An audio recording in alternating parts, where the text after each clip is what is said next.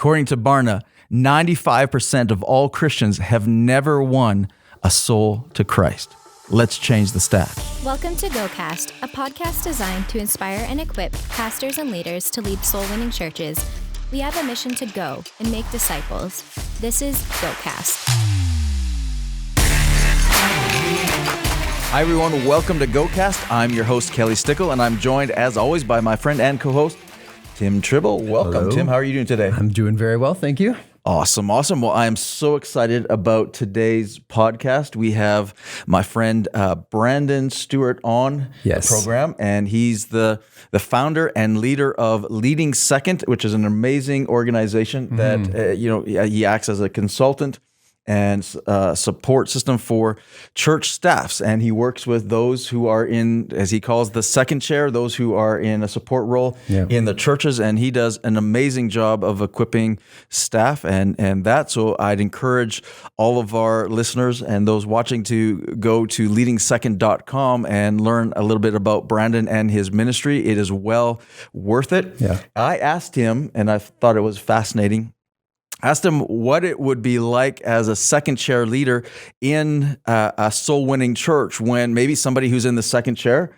is more passionate about soul winning and outreach than somebody sitting in the first chair. What should they do? How should they approach their leader? And how should they influence up? And how they should handle that? And I found his answer incredibly inspiring and very interesting, and I think it's well worth tuning into. But let me ask you a question before we get to the interview. Okay. What's been your biggest challenge as a second chair leader? Wow, I think to be perfectly honest, I don't think I'm alone in this, is that when you're a second chair leader, you kind of you desire to replicate as much as you possibly can what your first chair leader is doing. And I don't think, and I've come to the struggle that it's not so much replicating what the first chair leader is doing, but resonating what they're doing. Right. So bringing your own personality and bringing your own, the way that you deliver things in a way that still communicates the same vision, but not trying so hard to be the exact replica of your leader. That's really good. So you want to have the same vision. Yeah. You don't need to be a copycat. No. But you need to have the same vision. Same heart. You also need to cheer for the same football team. I don't think I could ever do that. I'm so sorry. It's all right. Okay, well, it's all good. We'll work on you on that one, but that's all good. But that's so true. A lot of us, I think, as second chair leaders, you're a first chair leader as well in the youth group, and you've got people in the second chair, and you want them to reiterate the vision and the passion that you have, but you don't necessarily need them to be a copycat of you. You certainly don't. And as first chair leaders, we don't need copycats. We need people that are going to push the vision forward, but not be a copycat. That's right. So I think our listeners are going to love this conversation with Pastor Brandon Stewart. Without further ado, let's go right to my conversation with Brandon Stewart of Leading Second. Well, hey, Brandon, so good to see you, my friend. Welcome to GoCast. Hey, so great to chat with you today, Pastor Kelly. Thanks for having me on, and I love what you're doing. Yeah, well, I'm a big fan of you and what you're doing as well. So, man, you're unique in many cases for a lot of people where you've been in the same church your entire life. So, talk to us a little bit about that, about your church, and about, in particular, how your ministry journey. Absolutely. My home church is Champion Center. My pastors Kevin and Sheila Gerald. And you're right, I've been at the same church since I was 1, I believe, is the count. So as of the time of this recording, 37 of my 38 years on planet Earth under, one house, essentially one vision, one leader. And I love it. What it's built into me is just a deep, deep love for God's church. And awesome. So now today I get the opportunity here at home. My responsibilities include leading anything that our church does to resource leaders and help pastors, which now includes Team Church Conference, which you all have been to a few times, and Team Church events and resources and all that. So that's what I spend my time doing these days. That's awesome. And you've done multiple roles within the church, multiple leadership roles in the church, but recently you've founded a ministry called Leading Second, which I'm a huge fan of. It is phenomenal. And the Leading Second podcast is amazing. I'm a big fan of that as well. So tell us, what is Leading Second, and why did you feel compelled to start this ministry? Absolutely. So I have been traveling and working with pastors and leaders, again, at the time of this recording, for almost 8 years. Yeah. And for maybe 6 of those years, was just on the ground coaching with pastors on Sundays and spending time with their teams on the weekend. I just started noticing some of the same conversations popping up everywhere. And that was, people wanted to hear from us what it was like to lead from the second chair. I'm not a lead pastor, and that is by choice. I feel like I'm supposed to hold up the arms of lead pastors and not be one. And I actually believe for many people that is their call. Yeah, that's good. To champion the vision of their pastor and the house they're a part of. And so I guess that was the thing people kept wanting to pull out of us to a degree. And so Leading Second was born a couple of years ago. And the idea behind Leading Second is for all of us who lead when we're not in charge. John Maxwell would say that 99% of all leadership in an organization comes from the middle. Right. So if that much leadership at your church and our church is coming from the middle, we have to get the conversation right of what it means to lead and simultaneously not be the one in charge.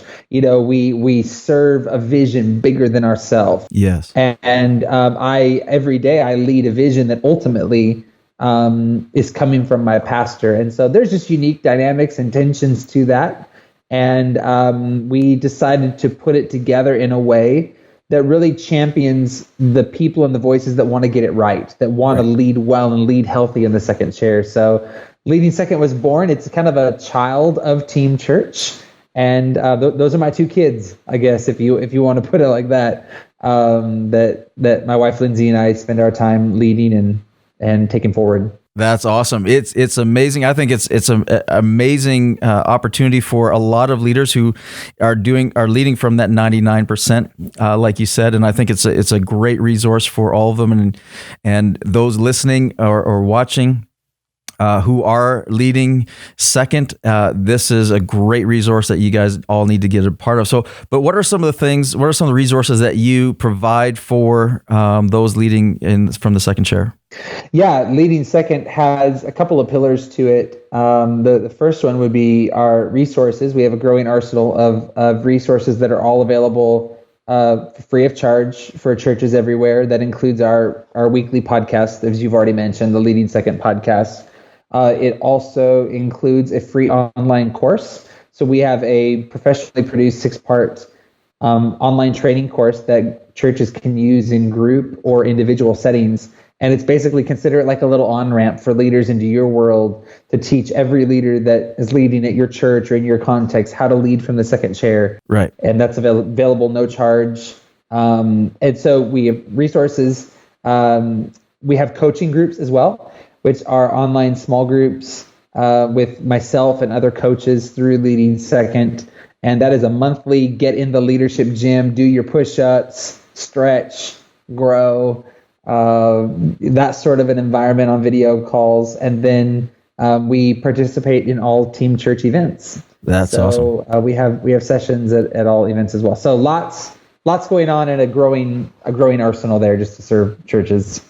That is awesome, and it's all amazing and highly recommended by myself and many other leaders, and really appreciate that. Now, in Leading Second and in the ministry that you do, the consulting that you do with churches and leadership and pastors, and you're traveling a lot and you have the opportunity to work with a lot of churches. So in your opinion, what is the current state of the North American church? I first of all, I love the church. Mm-hmm. I think the church is the greatest thing going on planet Earth. Yeah. Don't you dare believe the critics and the voices out there that would be doomsday for the church. Thank you for saying that. Alive and well. Yeah. And I guess I'll just say it like this: even in if you want to look at biblical history, the nation of Israel itself has had variety of size, over its own history, let alone the church on planet Earth. But the church has withstood martyrdom, torture, persecution, resistance, and yet is alive and well today. Like, the church is so strong. Yeah. And the church is just an amazing to see what God is doing throughout your nation. I mean, Canada, I love ministering in Canada. Yeah. We'd be there in a couple of weeks even. And God's doing something really special. Having said that, if I look around at North American churches right now, I think it's very easy for us to get our eyes off the prize on what really matters most. I see a lot of competition. I see a lot of comparison, which to me brings out a lot of anxiety and ultimately depression in leaders. Right. And that's the side of the church right now that concerns me. The fact that our measure for success in the church would be what another church is doing versus what God is asking us to do. We won't stand in eternity with Christ and answer for how we measured up to other churches, or how many Instagram followers we had, or all of that. We will stand before God and answer for, did we do everything he asked us to do? So good. And I just think we get our eyes off the prize sometimes. And I spend a lot of my time, I guess, realigning and refocusing churches around that those things were never our measure. If I can give you a slightly longer answer to the question, earlier this year I was in Israel. Actually, my first time going, and got a chance to spend some time in Capernaum, which of course was Jesus' ministry headquarters, right on the Sea of Galilee. And amazing to be in that part of the world. What was so impacting to me, though, was how small Capernaum was. I mean, Capernaum as a walled-off city. I mean, I think my church campus here is bigger than Capernaum. And I was impacted by how small it was. It took me back almost. 75% of Jesus' miracles happened in and around that area, and yet it was tiny. Wow. And it hit me one day, and I think it was just the Lord speaking to me, that Jesus' ministry was never big. Right. It was just highly effective. Wow, that's good. Because Capernaum is also situated on a trade route. It is situated on roads coming in and out of the area. In other words, it was small, but it was perfectly positioned to get word out. So good. So word of Jesus spread throughout the region because he was perfectly positioned. In other words, he would visit Jerusalem, which would be big, of course. Right. He would visit Jerusalem, but he never stayed a night in Jerusalem. He didn't obsess over that. And I actually felt God tell me, even just from my own ministry, sorry if I'm preaching on your podcast, but I just felt God even tell me with my own ministry, obsess with being effective, not big. That's so good. And I want to bring that message to the North American church right now, because I feel like we get our eyes so off the prize, and God never asked us for some things we're chasing. He just asked us to be highly effective for his kingdom. And you can still, even with something that the world would call small, you can still stand before God and answer for doing everything he asked you to do when our eyes is on the right prize. That is so good. Thank you so much for sharing that. That is my heart as well. And I love that, because we've got pastors that are leading churches of all different sizes. Absolutely. And this GoCast and what we're doing and our mission, it wasn't about growing big church or being a big church, and celebrating just the big church. We're interviewing pastors from all different sizes of churches and celebrating them, because it's not about the size of the ministry, the size of the campus, the size of how many campuses. It's about the effectiveness, and are we winning souls? And if we could get churches of all size to win souls, my goodness, we could change the world. And sorry if I could just interject here. If someone is out there feeling like what they're doing is so small, and that's our marker. Like, can I just encourage you, like with every fiber of my being, to shake that off? Yeah. That effectiveness is what the gospel is about. Yeah. And you're more effective than you realize, probably.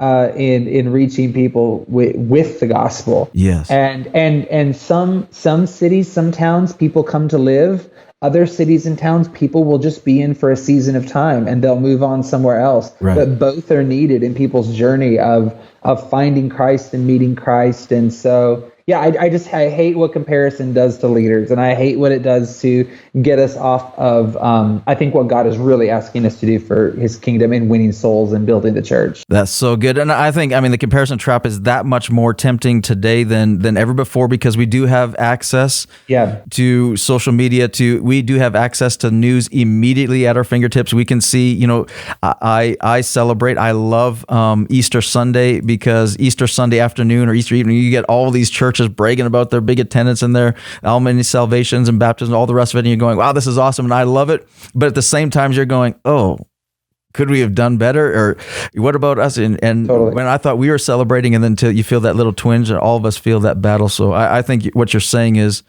so good, and it is a big battle today. But ultimately, we're not going to answer for what Elevation Church is doing or Champion Center Church is doing. We're answering for what we're doing. 100%. So good. So with that in mind, where do you see the church going in the next 5 to 10 years? What does that look like? I think the climate, if you want to look politically, sociologically, morally, the temperature is rising right now. The stakes are getting higher. I guess I would say a couple things. First of all, millennials will hit 40 in just the next few years. Yeah. And millennials will move into a season of our cultures and of their lifespan as a generation, where they will start to control every lever of power in society and in culture, whereas before millennials were more style influencers. Right. Millennials will start to really come of age in terms of the major power years of life, 40 to 60. Right. And that will change the game. And it will change the game and it already is. We're already seeing that everywhere. And so the church is going to have to become more potent in its message, because the world, I think there was a day and a time where we focused on being attractional and gathering large crowds and all that, and we some of our message stayed at the back, just in the effort to gather people. But I don't think we're going to have that luxury. The world is not doing that. Their message is right at the front, and we're going to have to know what we believe. Yep. And we're going to have to say what we believe. Yep. With full conviction and confidence. And the game's going to change for the church. That's so good. I think we just need to be sensitive to it. We need to be willing to think, consider new ideas and new thoughts and new ways. But also, I don't think we need to be afraid of it. That we have the wind of the Spirit at our back. Yeah. And we are a generation for such a time as this. And there will be some issues that will define the way we respond. Will define, I guess, our place in this generation, but I just believe God's with us. Yep. And I believe that certainly Jesus is doing something on the earth today that is going to require us to just be bold and be confident in him, but be unashamed of who we are as believers and Christ followers, because we have the thing in us that the world desperately needs now more than ever. That's so good. We ought not be afraid of I guess, where we're going. I also think on a practical note, I think churches are going to have to figure out and wrestle with what we do digitally. So I'm a local church person. I am a Sunday morning weekend service person. I love conferences. I love events. In other words, I love gathering. Yeah. So the Bible tells us to not, forsake gathering. Right. And we need to be together. There's something that you can only experience in the room. So I am all for that. But the gospel will continue to go forward more and more digitally. Yeah. And we have to figure out how to be a part of that space as well. Yes. And it's not going anywhere. It's only going to increase. And to our benefit, we'll take the gospel to nations of the world that are even, unreached. Yeah. Through Wi-Fi and through the internet. Billionaires are spending billions of dollars to bring internet to every corner of the world. They're just laying the pavement for the gospel to go forward. They don't even know it. And so we are going to have to figure out how we want to participate in the spread of the gospel digitally as well. That's awesome. That's so good. And I see the same things. I want to dig into something you said a little bit deeper though, because a lot of the pushback that we get from Christians and, those who are established in the church for a long period of time, when it comes to soul winning or, pushback that I've talked with pastors who are leading soul winning churches, is there's pushback for saying, well, we don't like seeker sensitive, or we don't like the attractional church. So when you said, attractional and that kind of thing, I do sense, and I sensed with all the pastors that we've talked to, that there's, the seeker sensitive model, the attractional model is going by the wayside, and it's probably already passed by. But soul winning as a whole is taking on a different shift altogether, and that just because a church is winning souls doesn't necessarily mean that they're compromising, which is the assumption of the seeker-sensitive or the attractional church, is that the church is compromising in order to attract people and be seeker-sensitive. But that's not the case. And I think I just want to drill in that a little bit, make sure that you're saying that as well, that, we're still attracting people, but we're attracting them with something different than what was before, that we can be more bold in our messaging. We can still reach the lost and we definitely don't compromise. And none of the churches that we're talking to are compromising that way and still having great success. I'm glad you paused here. This is worth talking about. So, number one, let me say really boldly, what could be more relevant or attractional to a lost person than the Holy Spirit? Absolutely. I mean, what could we possibly do or create that is going to draw someone to Jesus more than the Spirit of God? Absolutely. So we ought not be afraid of who we are. We are a peculiar people. Yeah. We're strange people to the world. Let's just own it. Yeah. So this is me personally. This is just me talking here. I personally reject the term seeker sensitive. I think it's the wrong term. Right. For the church right now. I think seeker aware is more accurate. So baptism, that's strange. Communion, that's strange.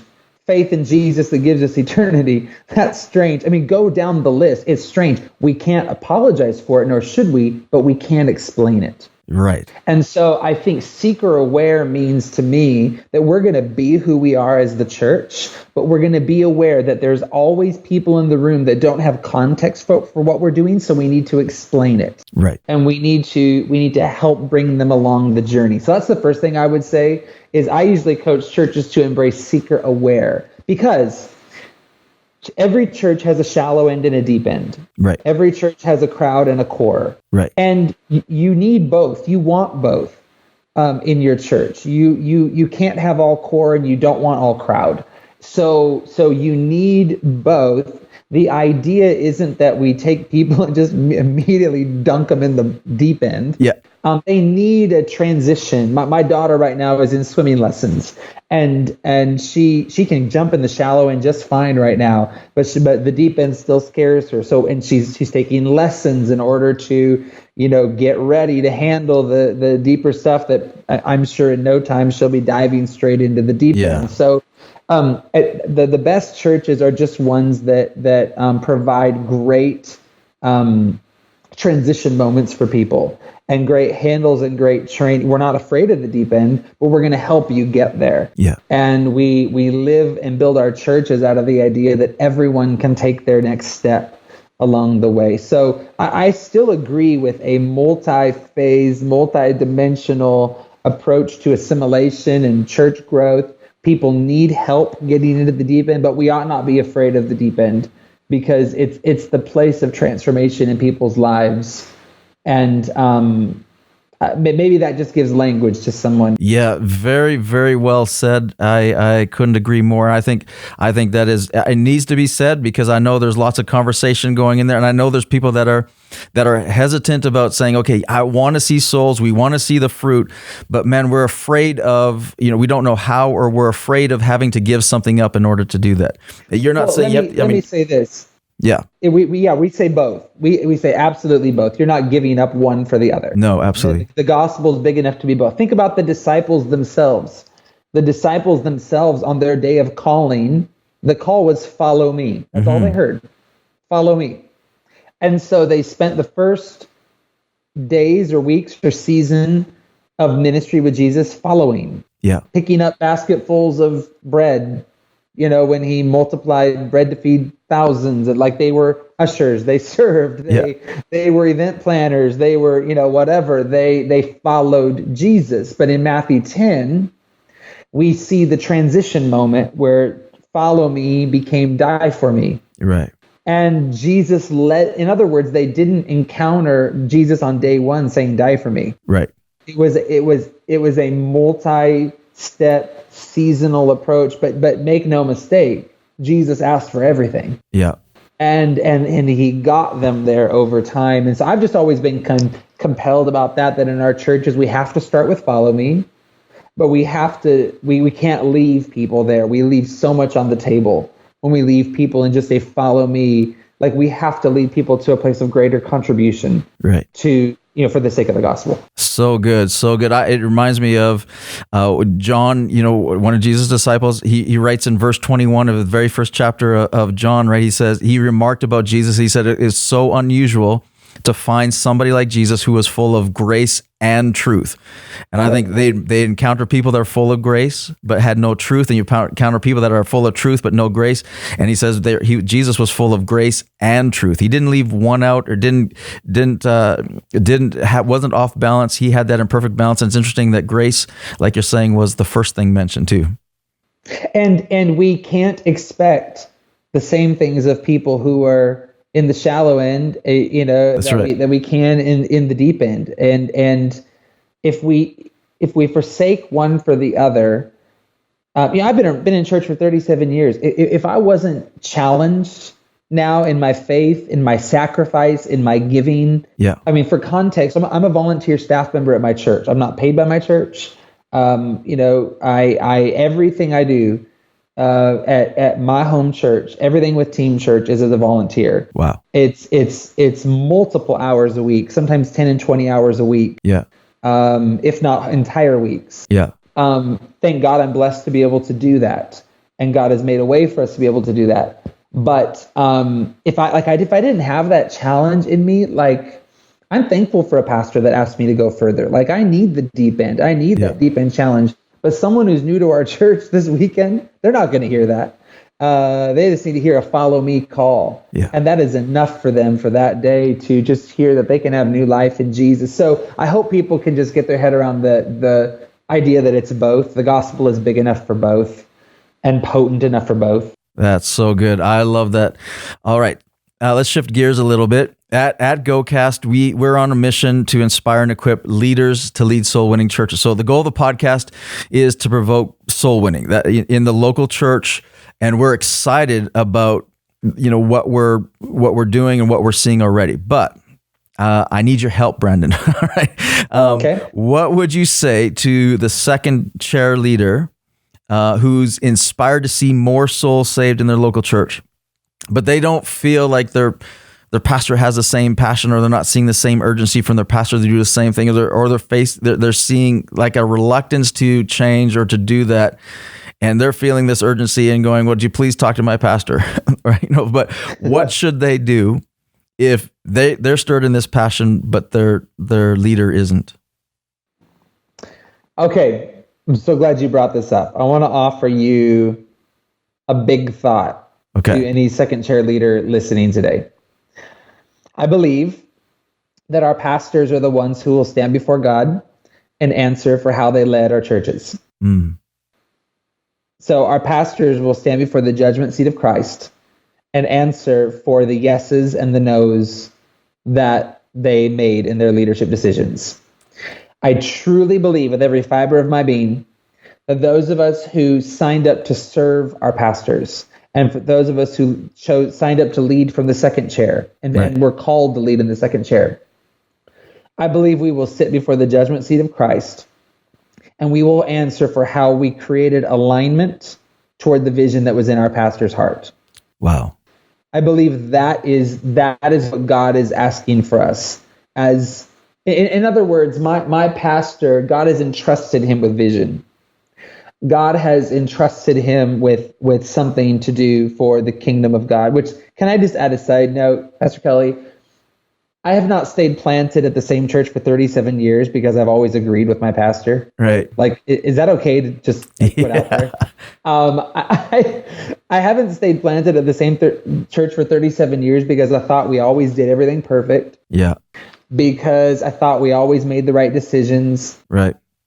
This week, this month, I've had different thoughts than my church. You know what that means? It means I have a brain. Yeah. Is what it means. It means I can think. Yeah. It doesn't mean anything more than that.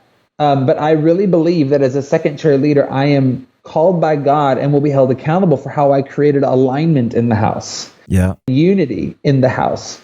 I guess let me say it like this. I'll make another point here in a second, but for the second chair leader that's out there frustrated, my pastor this or my pastor that, can I just offer you another big thought? It's not a sin to do ministry ineffectively. Whoa. Yeah. Your pastor is not sinning. For some reason, you feel like there's a more effective way to do something. Now, is it stewardship issue? Possibly. But it's not a sin. So let's not treat it like it's a sin. Right. And let's just help our pastors to make the best decisions they can make and then leave the rest up to God. Wow. And see that the greatest thing I do is I bring alignment to the house around, my pastor and around his vision. So I'm just kind of trying to speak to that frustrated leader for a second because I feel like we just need to know what the right target is here. Yeah. And what God is even asking for of us anyways. The last thing I would say is I also consider it when my pastor isn't quite on the same page with me. Even this week, Pastor Kelly, I presented a new idea to my pastor for Team Church. It was a brand new thing. We've never done it before. I see it as my job to educate him. Yeah. Just because I bring an idea doesn't mean he automatically has to have the pom-poms out and be like excited about it. It's my job to educate, to bring research, to bring information, and to bring him along a journey. And I actually find that he really responds well to that, and he finds that very helpful. So it could be that maybe there's a way that you can help your pastor just become more aware of the need and more aware of the issue and what's in your heart, and take that approach rather than the automatic assumption that my pastor just won't ever get it, doesn't get it. I choose to take it as my responsibility to bring my pastor on a journey, but trust him with the timing. If he says it's a no now, it's a no. Or if he says an idea is a delay, it's a delay. And I trust him. I create alignment because I feel like that's what I'm called to do as a second chair leader. That's so good. All right. So talk to me about what's the most effective way as a second chair leader to challenge the process without challenging the authority of the leader. So how do you find that's a fine balance? That's a real fine balance when challenging the process, but you're not challenging the authority of the leader at the same time. The biggest thing I would say, and man, this is so big in my heart right now, so I got to try to get this out right. The biggest thing I would say to that leader is you need to learn to lead at the level of your trust. Whoa.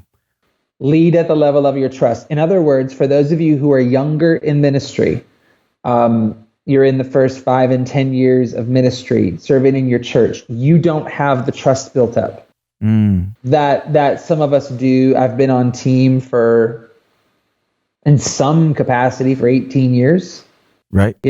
Right. I have a lot more trust built up with my pastor over the years now, where I can bring bigger and more challenging thoughts now. And it doesn't go to that place of challenging authority because there's such a foundation of trust and honor and alignment.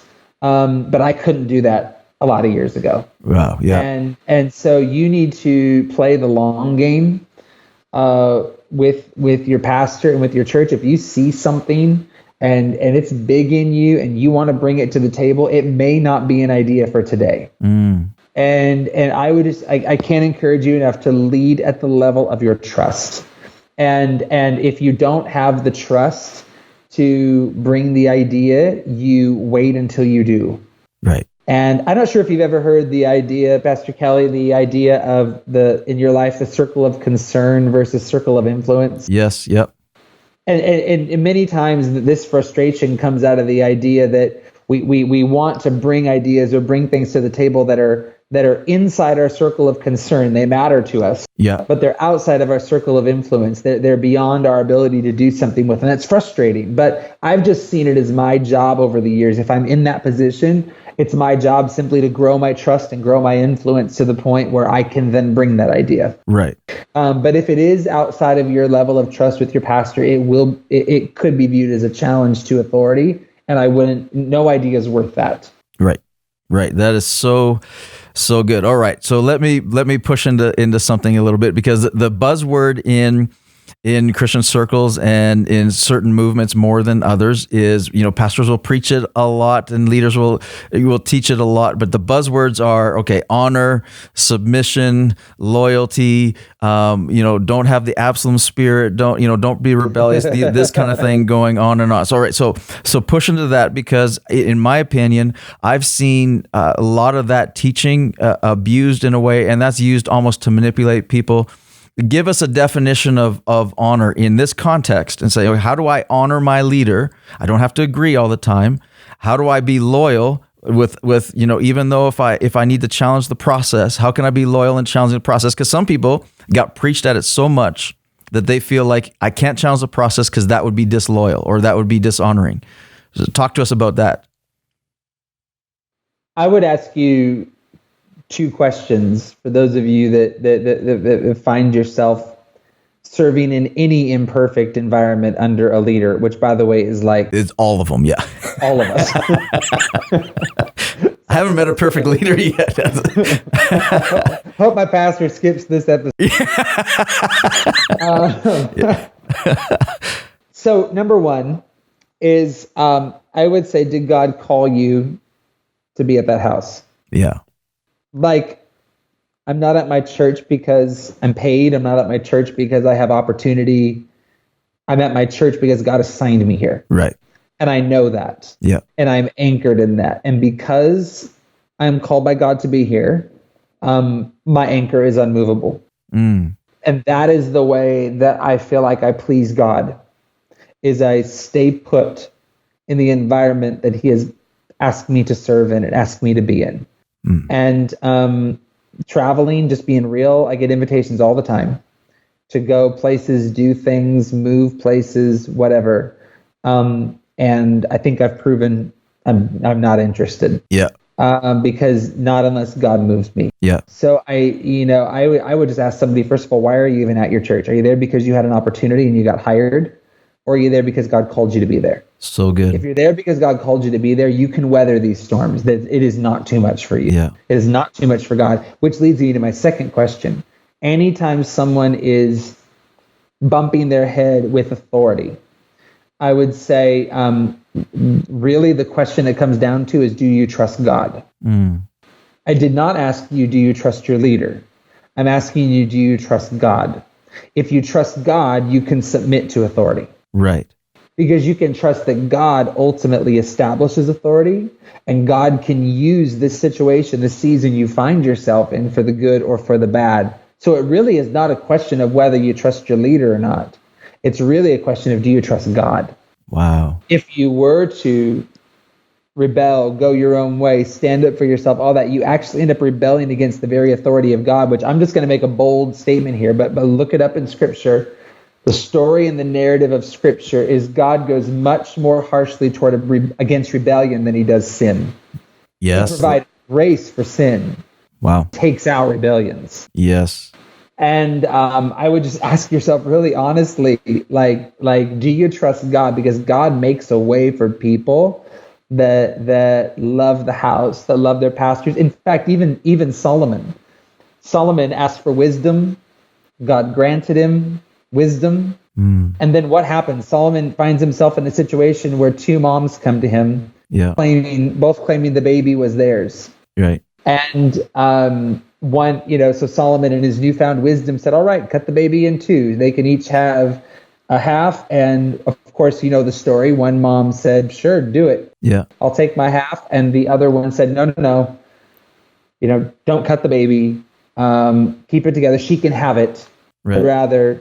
And of course, then in that moment, Solomon knew who the baby's true mother was. And I'm saying that to say this, Pastor Kelly, in church life, I feel like there are two types of people. There are keep the baby together people, and there are split the baby in half people. And that really comes like when adversity comes, when tough moments come, those who fight for the church and stand up for their church and stand up for their pastor and create alignment with their pastor, those are save the baby people. But we get into situations where we're bumping our head with a leader or something. We want to split the baby apart. We want to stand up. We want to do whatever. And I just think, look at Scripture and look at the person God honors. Yeah. And it's the person that chooses to keep the baby together, the person that fights for their leader, fights for their pastor above all else.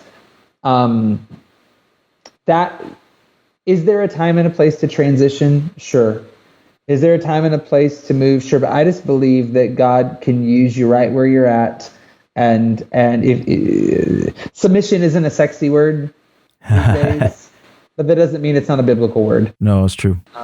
It just may not be sexy right now, but it is a position and a posture God severely blesses. That's so good. So good. So well said. And I would challenge the second chair leader who wants to see soul winning in their church. Man, you can lead and influence by going out and soul winning yourself. You don't have to wait. Do it. Yeah, just go do it. And I mean, you can lead that way and start a revival yourself by doing that. Let me just say this.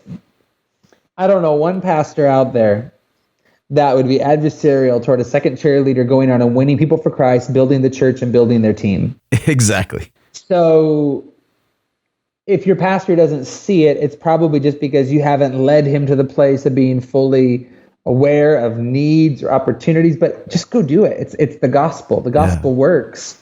And I don't know one pastor that would be against new life in the house. Yeah. People on team, all of those things. So good, man. Thank you so much. This has been awesome. I have to give you props as well for your podcast, the Leading Second podcast. I absolutely love it. I'm a regular listener and really love the guests that you have on and the conversations you have and the teachings that you bring. I really love it. I'd encourage all of our listeners to tune into the podcast as well.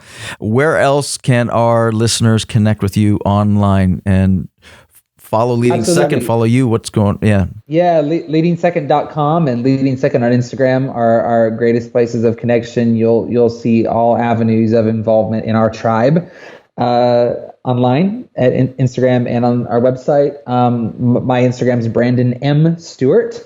And man, we'd love to do anything we can to encourage you and cheer you on and in your local context of building your church. That's awesome. Well, thank you so much, Brandon, for the conversation today. This has been really, really rich. Lots of gold in this thing, and we really appreciate your time. Thank you. Love what you're doing. Thank you, Pastor Kelly, for your faithfulness and your leadership. You're a big thinker. You have so much in your heart for your city, for your nation. We admire you. We love you, and we're thankful that you are family to us, and you are in our tribe, and you're now stuck with us. So, yes. whether you like it or not, we're going to have to do this thing together. Yeah, absolutely. It's awesome. Well, thanks again, Brandon. What an amazing conversation with Pastor Brandon Stewart of Leading Second. Man, I loved a number of his points, but Yes. what really stood out to me was the whole point about effectiveness rather than size, and the idea that you don't have to be big in order to be effective. What was your big takeaway? I love when he said that Jesus did 75% of his ministry in Capernaum. Yeah. And the point that really drove out to me is that with Capernaum being a trade route, is that the location of where Jesus chose to do that 75% of his ministry and where he was sent to, that just it speaks volumes. So I would say to pastors, use your location to its fullest effectiveness and find every avenue that you can within your city to be effective. Right, and be effective with the individuals, focus on the individual, the ministry you're doing to the individual, and rather than being so concerned and wrapped up with the numbers. So good. Man, this podcast is amazing. Yeah, I don't know, I might be biased. I don't get to say, a lot in here, and I think that it's so good, but I've learned so much from some of these conversations. This one is amazing. I love GoCast. Where do people connect with GoCast? Absolutely. So if you're interested in following, you can follow us on iTunes for GoCast podcast. And then we also have a website, gocast.ca. So subscribe there. You can also follow us on Instagram, and you can find us on Facebook. We encourage you to subscribe and to join with us in the conversation. We want to help your church go further, faster. We want to help you reach the lost so that we can stay on mission. Well, next week, we have an amazing conversation with my friend Pastor Dan Lord of Victory Church in St. Louis. Pastor Dan was a great second chair leader for many years at a mega church in Memphis, Tennessee, and just recently he took over an established church in St. Louis, and now he's in the first chair. And we talk about that transition. We talk about what his focus is and what that church's focus is, and it's an amazing conversation you're not going to miss. Here's an excerpt from my conversation next week with Pastor Dan Lord. Everyone's job is to be reaching people. Right. Our whole church needs to be focused on reaching people. And so I think we've brought a shift of that into the church, just in conversations, in our meetings, when we're planning weekend services. It's just like, it's all about reaching people. That's our goal. Good. Can't wait for the conversation in our next episode with Pastor Dan Lord. You're not going to miss it. Thank you so much for joining us at GoCast, and we'll see you next time. Thank you for joining us for this episode of GoCast. We hope you feel inspired and better equipped to take your community for Christ. Make sure to subscribe to receive each new episode as it's released. Let's go and break the stat together.